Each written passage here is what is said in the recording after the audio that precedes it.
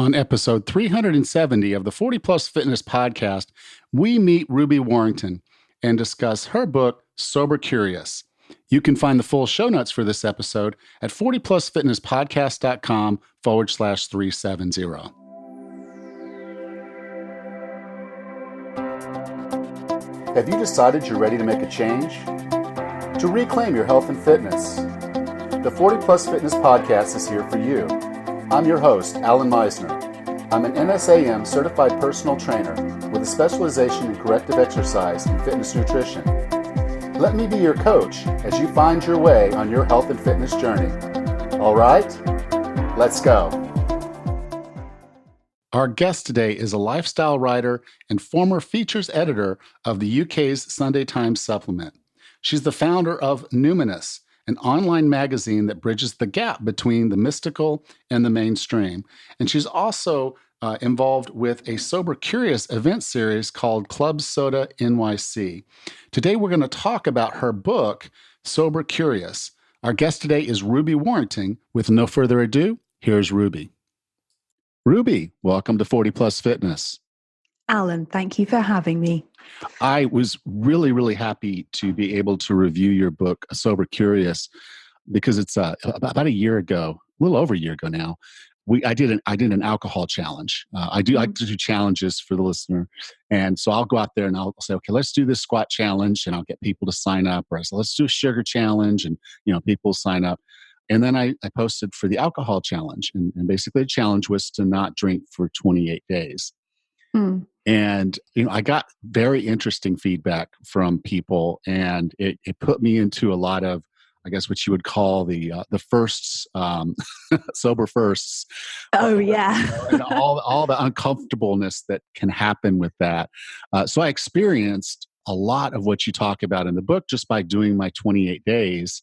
It was just a very interesting, but I think what was kind of, I guess, the most tragic was how many people were posting they could never, ever go 28 days without drinking, even though they knew that the health benefits would be substantial.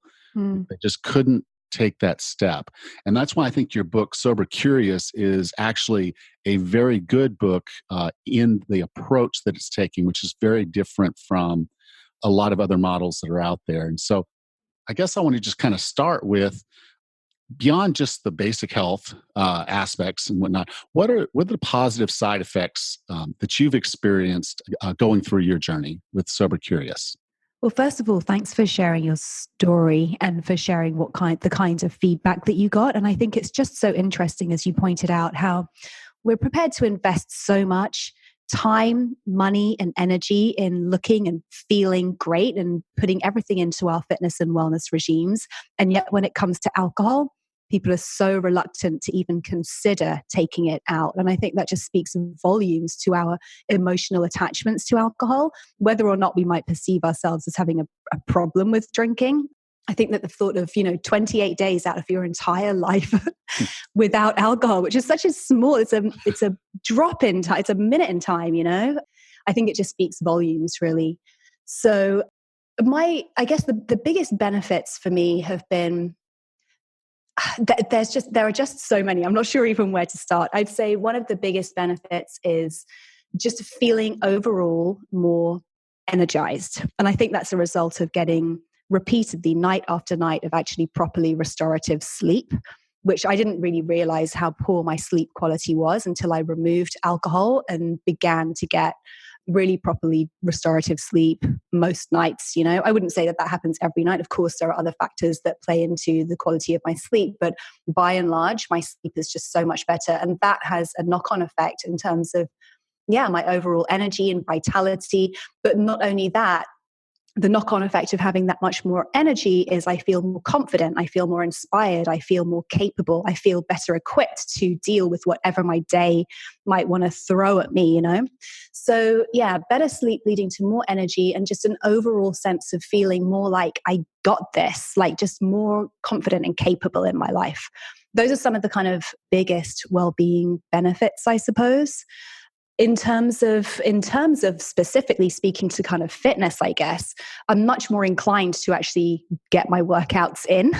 I'm not losing days or letting things slide because I'm feeling kind of hungover, or just because I'm out drinking. It's like one of my favorite Saturday activities now is to go and do a longer workout in the gym with my husband, whereas before we might have gone and had a boozy lunch, I suppose. So it just gives me more commitment in terms of my overall fitness goals as well. So but then you kind of like zoom out, and the benefits, all of these things have their own kind of like knock-on effect in other areas of my life. Yes, and I mean, I can see it as, as a journalist or someone who's running a business or even just at work. You're going to be sharper, going to be, able to think through things a lot better. And then the other side of it, that I think a lot of people dismiss is how much alcohol dehydrates us. And that all the kind of the downstream effects of being dehydrated, your kidneys need that liquid to operate properly. So your kidney function's just not there.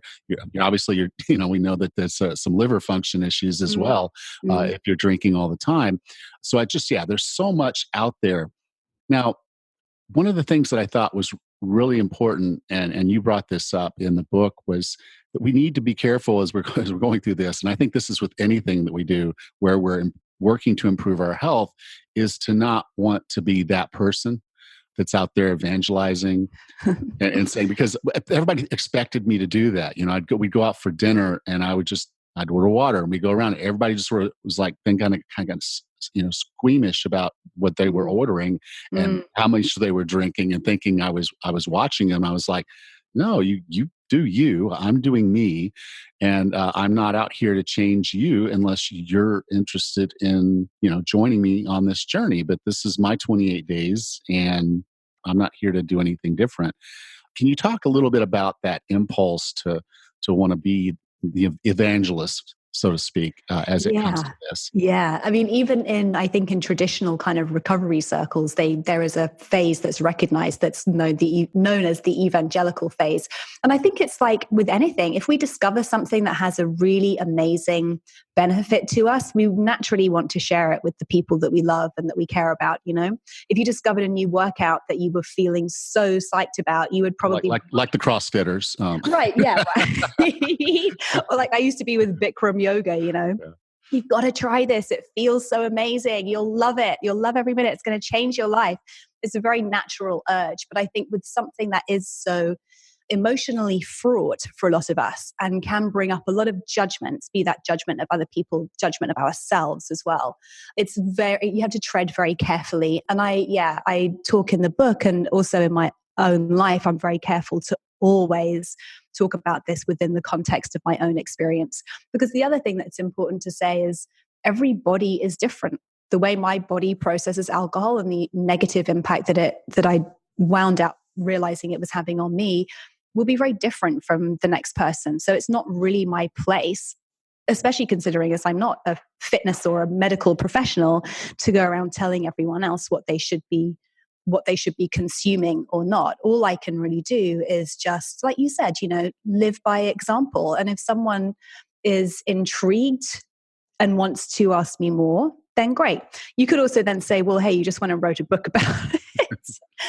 But that was largely because since being really open and just discussing freely and without kind of shame and without judgment, my experience with alcohol, both the kind of problems I realized it was causing me and the benefits I've experienced since not drinking, a lot of people have come to me to not exactly confess, but to say, thank you for sharing, thank you for talking about this openly, because actually, now that you mention it, alcohol's not making me feel great. And I don't really feel like I'm a candidate for AA. I don't feel like I've got a problem with drinking, but also it can be really difficult not to. What can we do about this? So the book is really for anyone who finds themselves on any level questioning their relationship to alcohol and wanting to investigate further. Well, I think the fact that you wrote a book is a little different than, you're out with your friends, or you're on the, you're riding on a bus, or you're driving. I used to always, when I had something important to tell my daughter and I wanted her attention, I would just do it when we were in the car on a trip. So she really didn't have any other distraction. And she just hated sometimes going on long trips with me because she knew there were going to be some lectures that were coming along. But when you put out a book, it's a little different because someone has to actually then make the investment and the time to seek out that information and then go through that content. It's not like you're pushing this on them. You're just, hey, here's some information. Use it to your benefit where you see fit. This is true. And there are actually very few people in my life that I've even suggested they may benefit from cutting back or stopping drinking. But at the same time, if I see someone struggling, not necessarily struggling with alcohol, but struggling with stress, or struggling with a difficult transition in their life, or struggling with finding their sense of purpose, I will gently offer the invitation to just kind of see what the kind of clarity that comes from not drinking could bring to that, For example, my husband is now sober curious and doesn't drink too, but that was not at all the case when I first stepped away from drinking or began to cut it out. But through being able to witness how much calmer and more competent and confident I felt about dealing with the problems in my life, he was like, you know what, I'm going to try this, because he was going through a very stressful period at work at the time.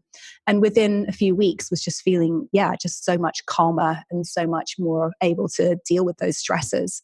So I think it goes back to that thing of just really leading by example. Yeah. And which also brings it home to, if people have questions about why you're not drinking, why you made this choice, be honest about it, be open about it. The more we sort of make excuses or shy away from having a really honest conversation about why we've made this choice, the more we make it something to be ashamed of, and the more we keep it as kind of like a separate experience from everybody else's experience. But if I can openly just stand up and say, well, you know what? The hangovers felt really terrible. They were preventing me from feeling like I was living a life that was aligned. That actually opens up a conversation. And most of the time, people I find are curious to hear more, because it sparks something within them also. Yes. It may come off as a big surprise. I am a podcaster, but I'm probably one of the world's biggest introverts in the world. I mean, quite literally, if I go out with my wife to a party, I could go the whole night without speaking to anyone. I listen. I'll sit back and just listen to people. They think I'm mad or something because I'm just sitting around not talking. But you put a couple drinks in me and I lighten up and loosen up, and I actually kind of let out some more extrovert vibes, and just a lot more comfortable in that social situation. That was one situation where I tend to have some alcohol. And another situation for me was just stress. And I went through a few years recently of just deep, dark-seated stress every single day at work, as that we were going through layoffs and things were just a struggle. And I found that a couple drinks to kind of be a part of a party was okay for me. It didn't really push me over any kind of, where I felt like I was not in control. But coupled with the stress was when, to me, alcohol became less than healthy. And so I think when people are looking at alcohol, it's hard for them to see that, of course, I don't have a problem. But I think there's some things we can see in our health and our wellness that would particularly be warning signs that something's wrong. And do you mind taking a little bit of time to kind of talk about the relationship of your health and wellness and alcohol, and where you can kind of start to see those chinks in the armor? Well, I think the story that you just shared is actually a really great example of how alcohol can begin to have a negative impact on our overall quality of life. And I think there is a distinction to be made between using alcohol to kind of amplify fun, or like you said, just kind of make it easier to be social. And I have the same problem as you. Same problem. It's not a problem. It's just who we are. It feels like a problem when you're in the party. Like, why are you mad? I'm like, I'm not mad. I'm just listening. Exactly. I mean, I mentioned Susan Cain's brilliant book on the power of introverts in in Sober Curious and talk about how in America particularly there is this sort of extrovert ideal, and we're taught that to be extroverted is to be loved and to be social is to be great, and if you're not those things, then there's something wrong with you. Well, actually no, many of us I think are probably more introverted than we are allowed to be, or than is appreciated. Doesn't mean there's anything wrong with us or that we're weird or have two heads. But yeah, I think a lot of people use alcohol for that same reason, as a way to just kind of loosen up a little in social situations and make it easier to engage in perhaps the kind of small talk that's not necessarily that interesting to us. That was certainly one of the things that I used it for.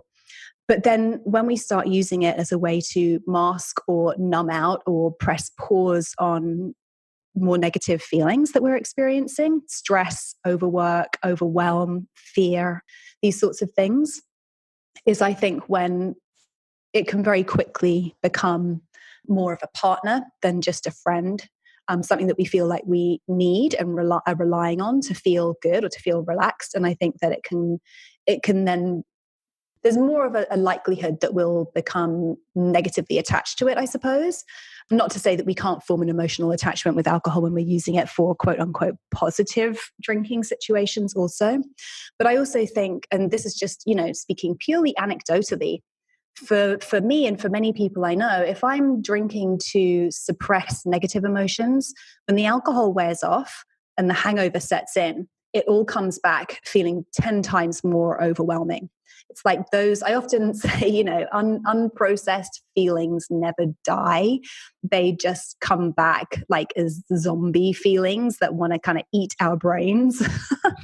And I think anyone who's kind of woken up the morning after a night of drinking to commiserate or to ease their pain or stress will be familiar with that feeling of just the crashing disappointment and distress of all of the stress still being there the morning after. Yes. Whereas on the flip side, having had a night out with a few drinks where you've had a really celebratory and uplifting time, the next morning, even if you're hungover, can feel kind of lighthearted still. So I think that alcohol ultimately, thinking about how we're using it can definitely, whether we're using it for, like I said, to amplify fun or to cancel out stress or to numb stress, can have a very different impact on how it actually impacts us. Having said that, I have come to believe that even somebody who's using alcohol to increase their experience of joy and relaxation and connection, ultimately using a substance for those things is always going to have some kind of a negative physical payoff, versus finding ways to cultivate those things from within. Ultimately, alcohol is a toxin. It creates a very heavy toxic load in our system when it's metabolized by the body. People are always thinking about and talking about what's the best hangover cure. There honestly isn't one, because it's actually how our liver process the substances that are produced when our liver processes alcohol that cause all of the icky feelings of a hangover. So if you're drinking alcohol, you're going to have some kind of a hangover. And I think that in terms of my well-being and our well-being as a society also, I don't know, I just don't feel like I have that much time to waste on processing unnecessary toxins out of my system.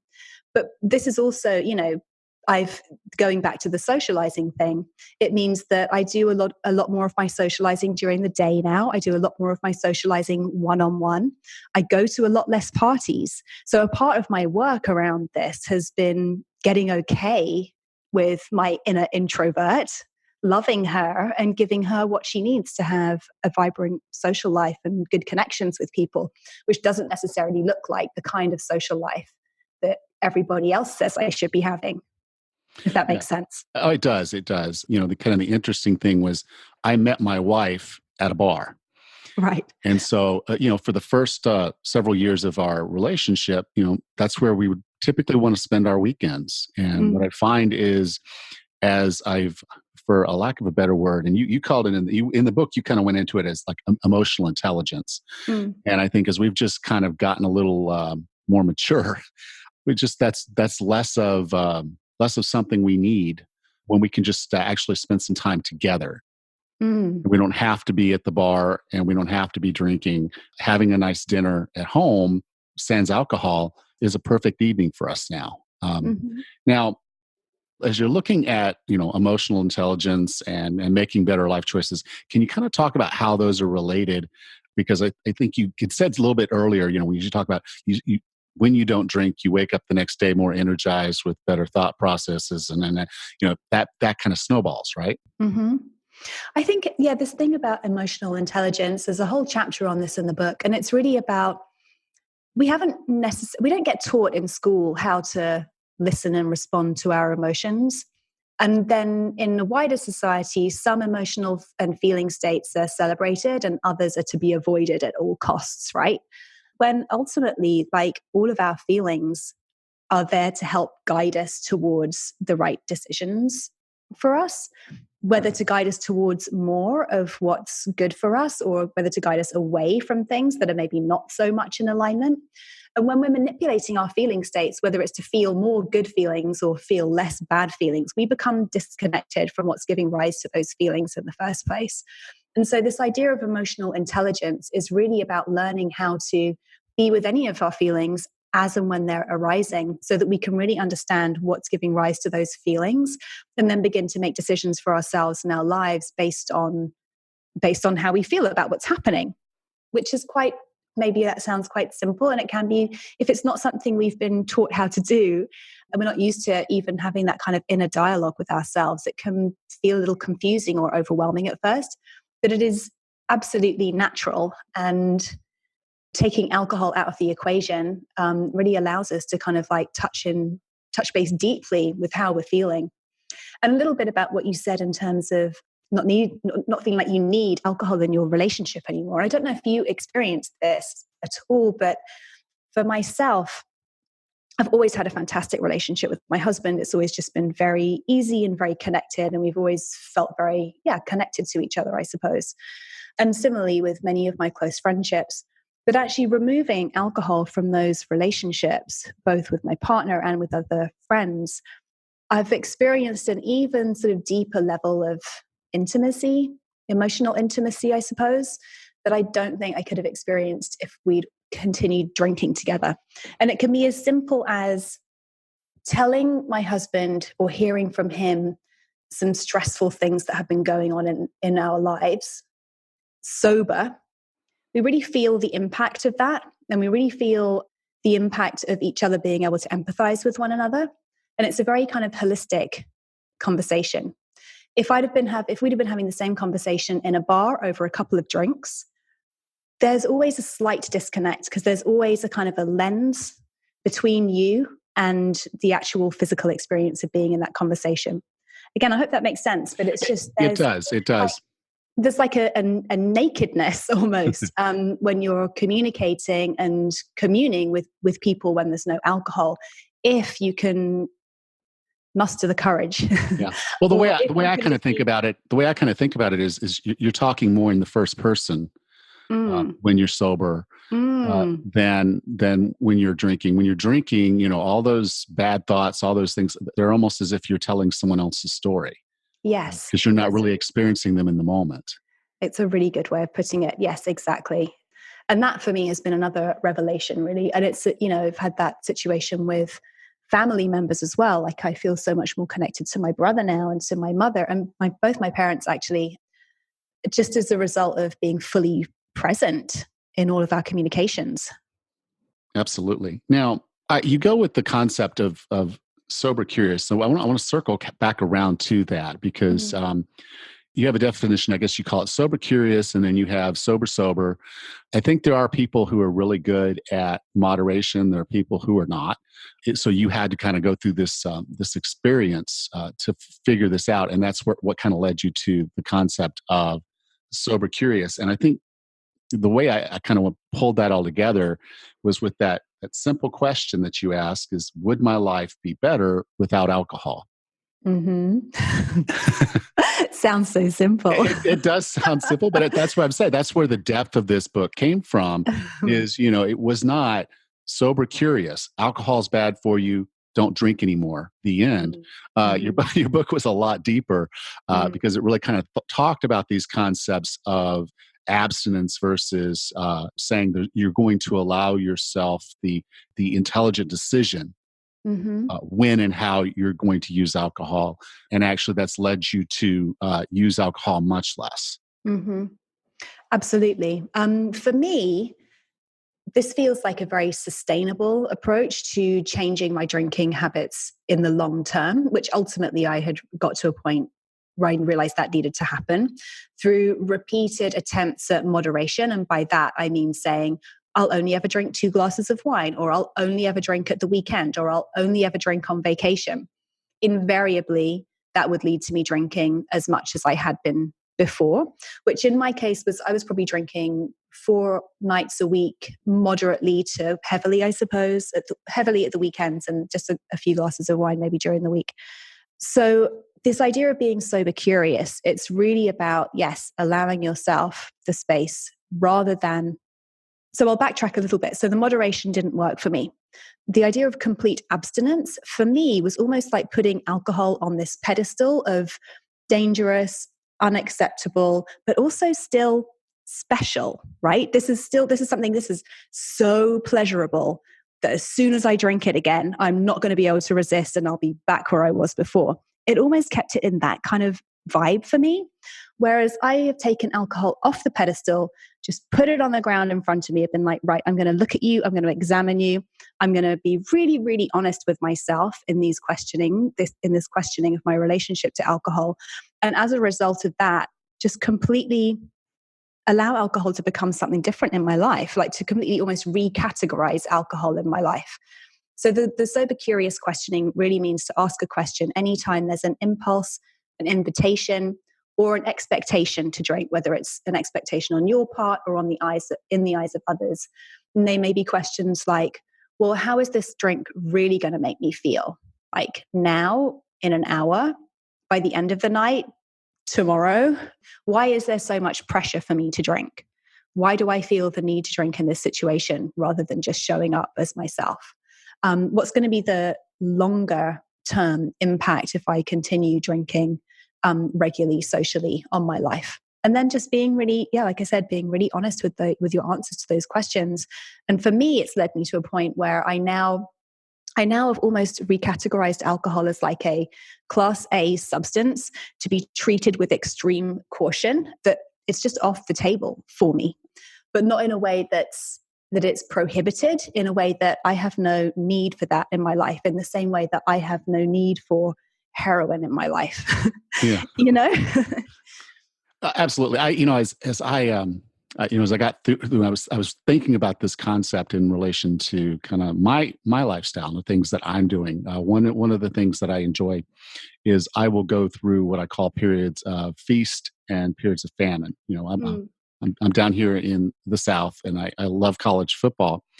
Unfortunately, fortunately, maybe we moved to Panama, and being in Panama, I'm not going to have a real football season this year. I'm not going to be able to go to tailgating and do those things, which was one of those, like you said, those moments where I felt pressured to drink because I wanted to be an extrovert. I wanted to have a lot more fun. I wanted to have all those different feelings and expressions and things that would go on, and watch a great football game. And then probably have a few drinks after the game. But so that, I kind of thought in terms of, okay, I'm using football as my excuse to drink, and now I'm not going to go to as many football games. So I'm not going to have that in my life. And so part of this is not just what are the types of situations where you would drink and then deciding, okay, I'm just not going to drink at those. And then the other side of it is saying, how much would I miss not doing that if it really kind of came down to me deciding I wanted to have less alcohol in my life because I want to feel sharper, be smarter, have more energy, and not be damaging my health.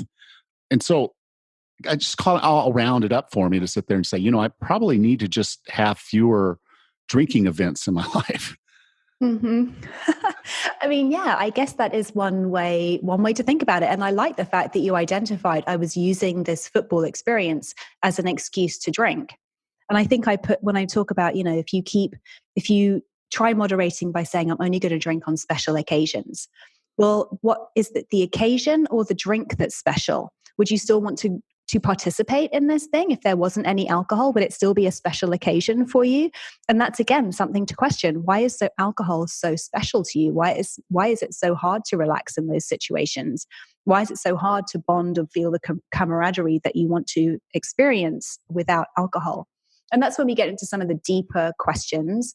And I also will say there's no shame at any point in this kind of questioning process to seek professional help if you reach a point where you're like, I just don't understand, or I don't like what I'm discovering about myself or my experience. And I think I don't attend AA, and I'm not in 12-step recovery, and I'm not abstinent, I'm not teetotal even. But I do think that for someone who is having difficulty in answering these questions, the community aspect of an organization like AA is kind of amazing, as it really offers unlimited free peer-to-peer support, which we experience in very few areas in life, and particularly in health and wellness. So yeah, I think that those questions can get kind of deep, but the simple answer might just be, well, actually, I prefer watching football at home on the TV. That's actually a more relaxing and enjoyable experience for me. And in fact, if there are like 3 guys out of that group who I really want to hang out with, then I can meet one of them, we'll do a workout together, and we'll have a great bonding session that way, Yeah, yeah. And well, for me, I am going, when I get an opportunity, if I'm in country, I will go and watch a football game. I'm just now much more aware, because I was just kind of going through your book and saying, okay, what are these are things I'm doing, and these are the reasons I'm doing them. I had not really thought about before. So now I know, okay, I'll probably still try to go to a football game if I can get back in the country for one, but I'm not going to use that as an excuse that I have to drink. It's going to be, okay, there's an event and I'm there. I don't need to necessarily stop by the liquor store on the way in. Just go to the game, enjoy my time with my friends, and then just make that's what the event's about. So it really was an association, but I now that I'm much more cognizant of that, have that self-awareness to say that it's probably going to change my behavior when I do those things. Absolutely. And that's the thing. It brings us back around to the concept you mentioned earlier of sober firsts, right? Which is kind of recognizing what those situations are and then going, okay, well, I'm obviously going to go to my best friend's wedding. I'm not just going to not go because I'm not going to be drinking. Yeah. So, okay, I'm just going to go and show up and see what happens. And this freaks our brains out. Like if I started associating drinking with having, with being comfortable in social situations, probably around age 14 or 15, which is when alcohol first started to kind of infiltrate, I suppose. And if I've been teaching my brain for like 25 plus years that I need alcohol in those situations, and then I choose not to have alcohol in those situations, that's some pretty deeply ingrained neural pathways that I'm choosing to go against, literally going against the grain, And so, yeah, your brain's going to be going, what are you doing? But then you show up, and these experiences can be so empowering, which is why I say, do not ever shy away from the sober first. You need to go. You need to experience how much fun and connection you can have without alcohol. And slowly, over time, you'll realize that you don't need alcohol in any of these situations, and that you can actually have just as much fun and feel just as connected without it. You may end up going home a little bit earlier. That's often what happens with me. I get tired faster without the kind of numbing of alcohol.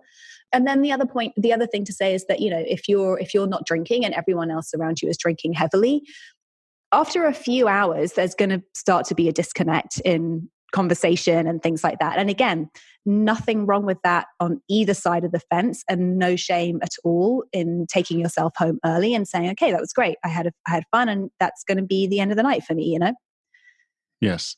So like I'm going to have, I guess I'll call it a sober first. I've done this before, because one of the interesting things was when I was 16, because I wanted to really focus on football and I saw that alcohol was not helping me be better at football. It wasn't helping anyone I knew be better at football. I stopped drinking. And then as soon as I finished football, I was like into college, and I'm like, okay, I'm majoring in physics. I can't, do this. I got to study and I got to make good grades, and I'm working all the time to pay my way through. And then it was like, now I'm in the Army. I have to be alert. They're going to call me up at any moment. I could be in a combat situation. I don't want to, have that in the way. And then it was, okay, now I'm working on building, back in college, and then building a family and all those different things. And it wasn't until I kind of felt like, okay, I've accomplished the things I set out to accomplish in my life. It's hard. I mean, I was 32 and I had at that point a good job. I was going through a pretty stressful period of time. And so I said, I'll have a drink. And that drink became me becoming a regular drinker, Mm. which is not something I ever envisioned myself being. Mm. And now I'm on this other side of this saying, what would my life be like? As you kind of said, Mm-hmm. would it be better if I kind of took that step back? And so one of the interesting things that's going on as we record this tonight, as soon as I get through here, I'm going to take a shower, get ready, and then we're headed over to one of my friend's houses for a party. The thing is that she lives an hour away. So to be sober driving back, I'm just not going to drink tonight.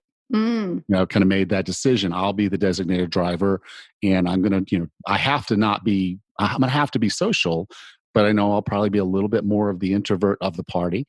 But it's just one of those experiments. And like I said, a sober first, where I'm going to go through this process of figuring out how to have those conversations, to have that fun, to express myself without having to use the liquid courage. Mm. Ooh, so what are your tactics going to be? Lots of water. Lots of water. I water. also, and this is controversial in recovery circles, but I'm not in recovery, so it's fine for me to talk about it. If you've ever been a beer drinker, I really enjoy alcohol-free beer. It kind of, I guess it has a placebo effect. It feels like drinking a beer and it kind of looks like drinking a beer. And you feel comfortable. Yeah, that when I did the 28-day challenge, I did sample various versions. I did find that the British versions were better, by the way. Oh, yes. Europe is miles ahead when it comes to alcohol-free beer. Yes, indeed. Yes, they are. We won't name any names, but yes, I did enjoy the particularly the British versions that were out that I was able to get here, which it was fun to experiment with. But and it does feel better. You're holding something in your hands that it makes you feel like you're part of everything, and it makes others feel more comfortable around you too. Exactly. Probably not going to do that tonight, though. I'm just going to do straight water and go with it that way. Good for you. Yeah. And I think just as well in social situations, just beginning the conversations with questions, having a bunch of questions for people in your back pocket that aren't necessarily like, what do you do or where do you live? But kind of asking, just feeling safe to ask some more kind of intimate or more kind of intriguing questions, I suppose. Yes. Helps to take the focus off how awkward am I feeling? What's my experience? And just really kind of like open your focus up to who's everyone? Who are these people? What can I learn about? What can I learn here tonight? Yes. So I would close off with one last question, and it doesn't have to be related to the book or alcohol at all. But I define wellness as being the healthiest, fittest, and happiest you can be. Mm-hmm. What are 3 strategies or tactics to get and stay well? Ooh. For me, I mean, it's slightly related to the book, but just in general, prioritizing my sleep is an absolute must. The knock-on effect of not getting proper sleep is just something I feel physically, mentally, emotionally, spiritually. It's really profound for me. So prioritizing sleep is definitely a big one. And that for me means having a really regimented is the right word, but it sounds really strict and not fun, but just a really regular sleep routine, I suppose, I'm generally kind of in bed by like 9:30 so I can have half an hour with no screens to read a novel, to be putting my head on the pillow before 10:30. And I find that staying in that routine every night, weeknights and weekend, just really helps me stay in a great sleep cycle that just generally helps me feel in optimal wellness all the time. A couple of other things. I stopped eating meat in 2010.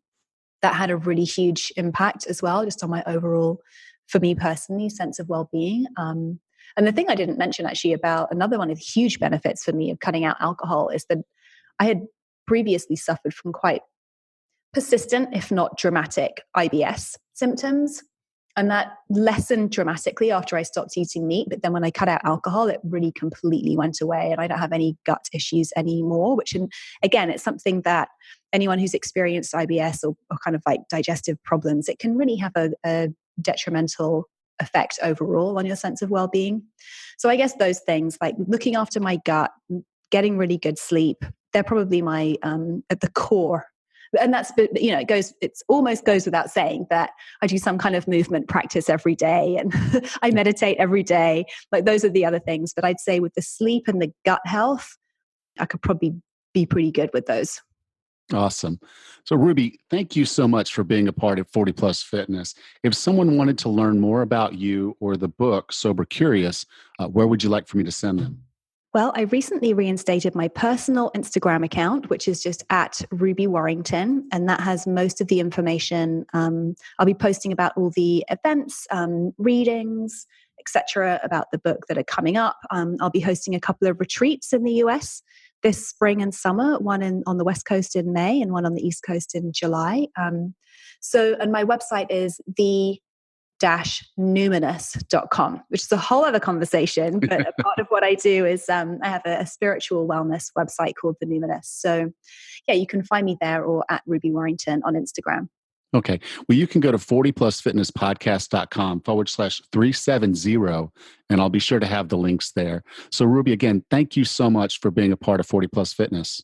Thank you so much for having me. This was really fun.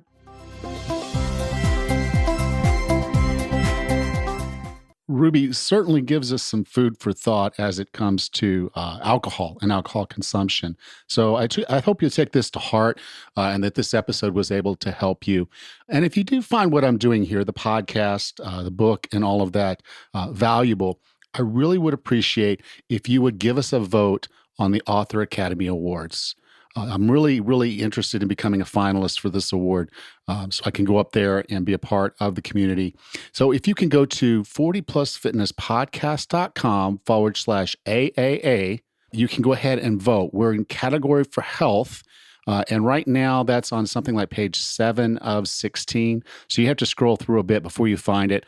Find the cover for the Wellness Roadmap and go ahead and click on that and give us a vote. They'll let you vote one time. So you please do go out and do that. Go to 40plusfitnesspodcast.com/AAA and vote for the Wellness Roadmap today. Thank you. Next time on the 40 Plus Fitness Podcast, we meet Marla Heller and discuss her book, The DASH Diet Mediterranean Solution. Until then, have a happy and healthy week.